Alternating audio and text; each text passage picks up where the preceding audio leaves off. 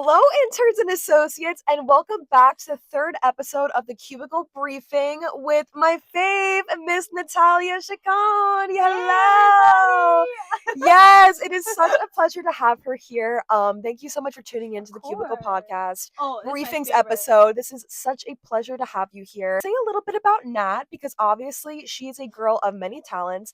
Miss Natalia is not only a great friend of mine, she also is a student at the Fashion Institute of Technology. She's in the one-year associate's program of fashion business management, and she is a girl of many talents. She is heavily into fashion. She is now diving deeply into influencing on social media, as well as being heavily involved in New York Fashion Week with fashion shows, and also has been extremely involved with projects all around campus. She is a queen of networking and is literally a walking ray of sunshine. She is heavily into learning about fashion, wanting to be involved with fashion, and being involved with creative direction. So please let us welcome Miss Natalia Chacon. Thank you. It is such a pleasure, and thank you so much for being here. Yes, thank you so much for having me. Of course. Since we kind of started talking a little bit about fashion, I just want to get right into it. What got you into fashion? What's the origin story? Well, so what got me into fashion, specifically, it began with trends. Mhm. I heavily fixated so much on keeping up with trends. From 6th grade, I was really bullied. I had moved and transferred to schools, and at this school, everyone had like the latest trends, and so fashion was the thing to focus on. I remember everyone having like this trendy shoe on, and I remember begging my mom, like, please, like, let me buy this trend. And usually my mom always lets me purchase stuff, but this one I was like, please, it needs to be this shoe. And when we ordered it online, we ordered it online, you know how sometimes packages get mixed up or wrong orders get sent. Wrong order got sent. It was not the correct shoe. And I remember pulling up to school and I was like, oh, this is ridiculous. They're gonna make fun of me. And I remember when I stepped on like the ramp, because we had a ramp before we entered into the classroom, no one said anything. Like, I was shocked at like how silent it was, and then I interpreted it as, okay, I'm just gonna keep up with the trends, so no one can say anything anymore. So from middle school, I had no style. Like, my style was whatever was on trend, and I think that's like fast fashion too. How it goes into fast fashion as well, like just over consuming clothing pieces that meant nothing to me. Now I purchase clothing pieces that who I like want to represent. Like this jacket, I designed myself and thrifted. Hinting and hence why she's a woman of many talents. And so high school, I remember I just had a meltdown. I couldn't keep, because trends, there's micro trends, there's like long term trends. And so I just could not stand having to keep going and buying clothing pieces to see what's like the latest trend. And I remember I was like over it. So the most iconic outfit, guys, H&M, literally, that was like at the time, I was like, okay, I'm just gonna break the cycle and I'm gonna buy something that actually calls my name. And a lot of my clothes before were all neutral clothing pieces, like white, beige, and black. And so this short, like their jorts, the shorts I bought like are pink, hot pink jorts with a black t-shirt that said original on it. Very iconic, must I say. And I ran. As soon as I entered the school, I ran. Because I was really nervous that people were just going to judge me once again. And when I was in the bathroom, I was just sitting there thinking, like, you know what? There was this one influencer, her name's Caroline. And she said, life's too short to keep all the fun clothes in the back of your closet. And that stuck with me, truly. Till this day, I always think about that because, you know what? Stop living life for others and for their validation and constantly seeking, like, okay, you know what? I'm going to wear this trend so I can become the new it girl. Like, you become the it girl when you find your style and your identity. That's what makes each of those like famous people iconic. They all have a signature style. That's because that's who they really are. They really like Kim Kardashian, Skims, like tight clothing. That's really who she wants to showcase. That's her personality. And a lot of people like for me, I love ties and suits because it just speaks to me personally. So in high school, I began experimenting my style, and fashion just developed into a whole segment because I started thinking there are many kids like me. I don't know if you experienced it, but there are so many people who have had similar stories, and unfortunately, like it sucks. It's a horrific case scenario to be bullied, But I found love in it because I'm like, you know what? I love it because it's expression. Like I can use fashion to tell a story, to tell people and to influence other children to be like, it's okay to step out of your comfort zone. How about I'll wear like all the crazy clothing pieces just so you can feel comfortable wearing a bright color jacket. I'll wear the goofy ties with the polka dot socks just so you can feel comfortable enough to dress how you want to. And after I began my fashion channel, I began a fashion magazine. And that was to speak out against the amount of what the standards of the fashion industry. Like you have to be up to trend, you have to be this, you have to look a certain type. And I wanted to just break it all. And so this magazine started to grow and grow. And then I went to a whole bunch of networking events and I pitched the ideas to many people. And I got a lot of nice emails from students telling me how they were inspired that there's someone who's wearing like clothing pieces that aren't just normal teenager clothing pieces. So I was super happy about that moment. I was like, this is why I love doing what I'm doing. Fashion is meant for other people to use as experimentation with their individuality and finding who they really are and using it just with love. Like, it's beautiful. You briefly mention your magazine. Yeah. Do you want to tell us about your magazine, how you started it, and maybe if you're going to be going, like, how's it going now? Or are you starting it again in the future? Like, what's up with the mag? Okay, yes. I started the magazine at 16 years old, which was insane. It was a small idea I had in my bedroom. I'm like, then again, it came back to my experience when I was experimenting with clothing pieces. And then at that moment, it was like my sophomore year of high school, I had developed a sense of style and I really loved how I was dressing. And then it reminded me of that story. So I was like, there are many students out here who don't understand that fashion. They just view fashion as a trend. It's ridiculous. Like, why are people even investing in it when it's just going to change to another trend? So I wanted to open people's eyes that, fashion, there are different trends from our school. Like each school had a trend, I would say a trend, but it probably wouldn't be trending at your school because it's so interesting how like that demographic makes a trend for themselves. So I was like, okay, there are different trends from other high schools, and I wanted to open my peers' eyes and put it in a way that made it make sense. Because once I explained like that, my friends were like, what are you saying? I'm like, no, there's trends outside of high school, like obviously around the world. And so I began the magazine first as a trending. And so I would look up the different kinds of trends happening from Vogue or W Magazine. And honestly, I would even do further research and go to other high schools and be like, what's a trending item that you guys have? And I wrote about it. And then I remember being so nervous publishing it. I made little flyers with QR codes because I wanted to make it as well eco-friendly. I didn't want to keep printing pieces because, as you know, trends are very fast-paced. And so instead of, I reduced using paper and I made a digital magazine that flipped just like a regular magazine, even made sound effects. It had a glossy cover as well. And like you just had a simple QR code to access it. And so I developed the only use of paper I use, guys. Sorry about that. But I would print out the QR codes and I remember put them on the benches where all the main kids would sit, put them in the library. I even gave them to my teachers to post them up. And thank you so much to my teachers who were very much willing to hang them up and even discuss it like after class. Be like, oh, new announcements, go follow Natalia's magazine page. And it began with my friend group originally. And they were very supportive.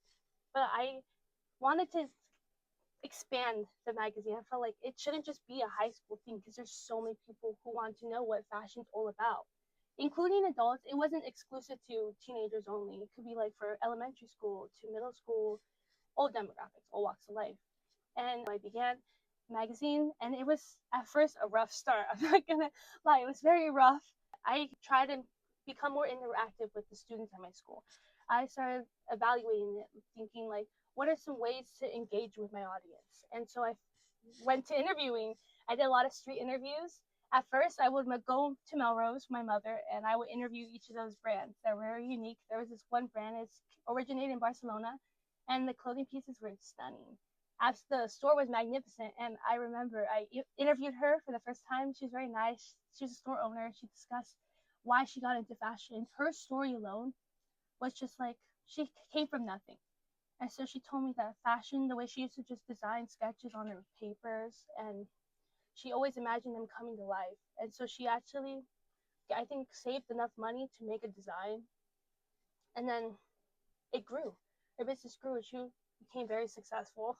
And that story like inspired me. Like, there's so many other entrepreneurs out there who also need inspiration. So this grew into everyone needs to be, represented here. Not just students, trends. Let's also open up to entrepreneurs. And so I began also interviewing more stores, and I continue asking students at my school, like, what does fashion mean to them? Because once I know what fashion means to them, it lets me have a better understanding of what I can continue writing about, and how to also show them there's a wider variety of styles out there, that there are different kinds of topics of fashion as well, and like awareness about, overconsumption. And so from there, those videos actually started doing quite well.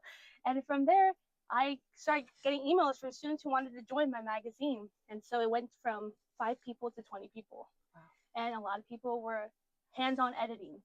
I showed them the basic skills of editing, journalism, basic interview skills as well. We discussed about analyzing trends and analyzing data. And then Teen Vogue rolled around, and I saw that as the best opportunity in my life. And I attended Teen Vogue at 6 years old. That's crazy. With ambition, with little tiny microphones, I went up to Nava Rose, who's huge on TikTok, and she was the nicest person ever. I met my good friend AC and Cynthia. Hey guys, you guys hear this? I love you all. And then Alina, who's fabulous. She's also a makeup artist and fashion influencer. She dresses so ethereal. It's beautiful. And I continue going up to each and every one of those person. What they all had in common is that they loved what they did, and they stuck with it even when it wasn't doing the best. Like content wise, a lot of influencers were there, so they always inspired me to be like, hey, you know what? It first gets worse and until it gets better. And so they pushed me to keep promoting my stuff and promoting. And they also ran fashion clubs at their school, and because they're schools as well, and influencers who were also into fashion, they just told me their beautiful stories, but like why they want to continue it, to allow people to see who they are and find personal individuality. And after Teen Vogue, I had taken on a project of a photo shoot called Chance Vintage Photo Shoot, which was sponsored by Chance Vintage. And I talked to Soren, who's the owner of that store. Fabulous. He's amazing, very inspirational. He allowed me, I emailed over 50 brands, by the way, until he was the only one that answered back. That's like, yeah, come into my store. I love the idea of helping young designers or people, journalists. And he's amazing. He also, like, if you're interested in starting a fashion show and you need like a space, he's amazing to just open up his store for young designers. And if you have questions about like inventory, or like you want to know business of fashion, I assume he's the one to go to. From him, I had started the magazine, which focused about upcycling clothing pieces and reducing mass production. And we're just showing you that you can make so many different styles with just one piece of clothing. So that photo shoot actually took off. That's where my magazine began to really grow. And I remember a lot of students just wanting to sign up after that magazine. And it got to like also like many other agents in Los Angeles, because I'm from California, LA. And I remember getting DMs of them being like, it's so amazing what you're doing at such a young age. I'm like, thanks. it's so surreal. And I continued attending more networking parties. And I attended my first fashion show, which was Ruby Notes. And shout out to her. Her collection was amazing. Street style, focused on denim and upcycling garments. It's a beautiful show. And from there, I networked and networked, and I built and I built. And a lot of those people were so kind to like give me their advice of what to do in the fashion industry, or what's life really like. Sometimes it's a struggle, but it's really worth it if you keep pushing and you keep letting that drive take off. And also, I reached out to models too, especially students at my school, because the model industry is very exclusive too. Right. And so is the fashion. So I wanted to give students who were trying to get into modeling a better chance. And actually, a lot of them got picked up by agencies, which I was like, bravo! Yes. With your magazine, are you working on it now? Are you wanting to launch it again in the future? Because I know this was a huge high school thing for you. Now, since you're in college and you're dealing with fashion school here. Yeah. What's the deal with that, especially being in the city? I was planning to actually restart the magazine. Really? Possibly Okay. can. As we're all grown more mature, and I've had my hands deeper with fashion, New York Fashion Week, and more experience of behind the scenes and the work that goes into it. And I considered restarting it up. So I might have to start a team again. Just so the audience knows, what is your magazine called? Just so we know what to look for. It is called Fashion Week Magazine. Fashion Week Yes. Magazine. Stay tuned, guys. And you can also get the account and link to it on her Instagram at Nat's Fashion World, because it is her fashion world and we're all living in it. So now, since we learned about your background more, what are you hoping to accomplish within, being at fashion school, being in the major that you're in, your projects, what you're working on now? What's your long-term goals? I plan to become a creative director. Okay. As I got a glimpse of what being a creative director with my magazine. I loved it. It was a rush. And I just love becoming a creative director because not only am I allowing a brand to grow with their image, but as well put my own insights as I just have so many things I need to speak out about. As many people have told me what fashion is meant to them, and taking that, understanding, I got to know what my consumers want and what it means to them. And I really just want to touch more on that as a creative director and possibly work for Willie Chavadia, or who's an up and coming Mexican American designer. You've participated and you volunteered for multiple Fashion Week shows. Yeah. And you got these opportunities because you cold called. So do you want to speak on that and your experiences with being a part of it? I emailed, I think, over 100 brands. Wow. And out of 100, only 3 got back. Hey. And okay. You know what this has always taught me is that no matter, you have to really want it. And sometimes rejection, it's the worst thing in the world. I hate rejection, even though, you will assume it comes regularly with emailing so many brands and just getting a lot of rejection things. You have to understand there's 1,000 other people who want that position, And so you really have to fight for it. You can't just send also one email per brand. No, I went back and I emailed again and again. And yes, some people may be like, that's so annoying. Why are you even bothering with that? No, I really wanted that position. And that drive pushed me to keep emailing and to be like, hey, any updates? Some of them will be like, I'll let you know around this time. And so when that time came around, hey, how are you? I just wanted to ask if there's any further updates about the position. I would love to be considered. Here's my resume. And then again, and again. And I got heard back from 2 brands to 3 brands. And I took one position because it fit perfectly with my schedule of school for the first semester, which was Ocean Savage. And that experience is amazing. Here's the thing. Here was the reward. After emailing 100 brands, some of them actually invited me to the fashion show. So I was like, okay, plus don't have to work for them. So I'm super excited to attend their show, and I did. And actually, I met a lot of the people who I worked for previously, and they recognized me. By the way, when you are interning for something, it is kind of unspoken that you don't just sit there and wait for them to tell you what to do. No, you go up to them and you what do you need? What do I need help for you with at that time? Because what I noticed at internships is that some people would just sit there. And I remember the assistant would be like, hey, why is she sitting there? And get really upset. I was always taught to, no, what do you need? What can I help you with? Oh, I'm on it. I got this. Never just sitting around being like, oh, they'll remember your face when you're helping them out with sorting 100 looks, or you have to dress models, undress models, or you have to go to get coffee for them, or you have to go to the store. You just need to take those little jobs here and there. Okay, you can't be like, oh, pick and choose. No. You take any job you can get from them. Just go to CDFA and look up who's going to those shows. And normally they don't have their emails there, but if you, this is where you need to really put yourself out there. You look on their Instagrams, and underneath their Instagrams there's contact, and you email them. It's a whole process. It's a tedious process, but it's really worth it at the end when you get emails back. You just really gotta want it. When you want it, you'll get it. So just tell us a bit about your influencing journey. How has it been so far? And what's the goals? Like, what do you want to be like influencing people on social media? Like, what's kind of like your niche? My niche right now is talking about my experience with New York Fashion Week. Let me recreate one. Hi, my name's Natalia. The number one fashion school in the world. Yes.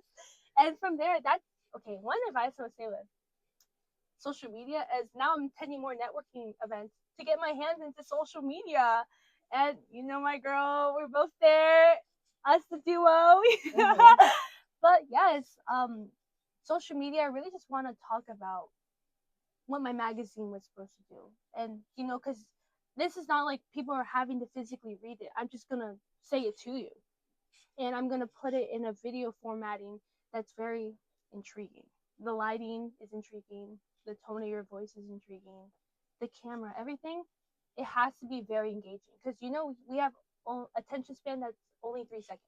Yeah, you have like a 3-second window. You have a 3-second window to make your to influence people, to really captivate your audience.